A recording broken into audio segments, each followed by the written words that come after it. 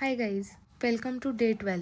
Day 11 मध्ये आपण sequence stitch पाहिली, तर डे 12 ला आपण डायमंड लेस स्टिच पाहणार आहोत. ही स्टिच कुठल्याही डिझाईनला फॅन्सी लुक देते. आता स्टिच पाहू. सर्वात आधी आपण फॅब्रिकवर स्टिचची मार्किंग करून घेऊ.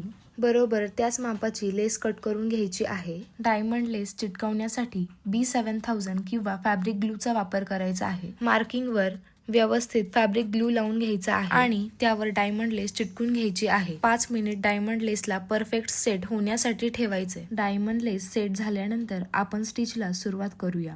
नेहमीप्रमाणे जरी थ्रेडला घट्ट गाठ मारून घ्यायची आहे आणि त्यानंतर जरी थ्रेड फॅब्रिक मधून वर काढायचा आहे. आपण जशी चेन स्टिच केली तशी स्टिच इथे यूज करायची आहे. डायमंडच्या एका बाजूपासून दुसऱ्या बाजूपर्यंत स्ट्रेट लाईन स्टिच करायची आहे. 2 किंवा 3 डायमंड सोडून पुढची स्टिच करायची आहे. क्रॉस लाईन टाकून डायमंडचा आकार पूर्ण स्टिच करायचा आहे. एक लाईन डावीकडून उजवीकडे आणि दुसरी वरून खाली अशा क्रॉसने डायमंड स्टिच तयार होते. क्रॉस पॉइंट हा नेहमी टाईट ठेवायचा आहे. धागा लूज ठेवायचा नाही, तर डायमंडचा शेप परफेक्ट दिसणार नाही. लास्टला एंड नॉट टाकायचा आहे. तर असा अगदी सोपा स्टिच आपण पाहिला आहे. डे 13 ला आपण आणखी नवीन डिझाईन पाहू.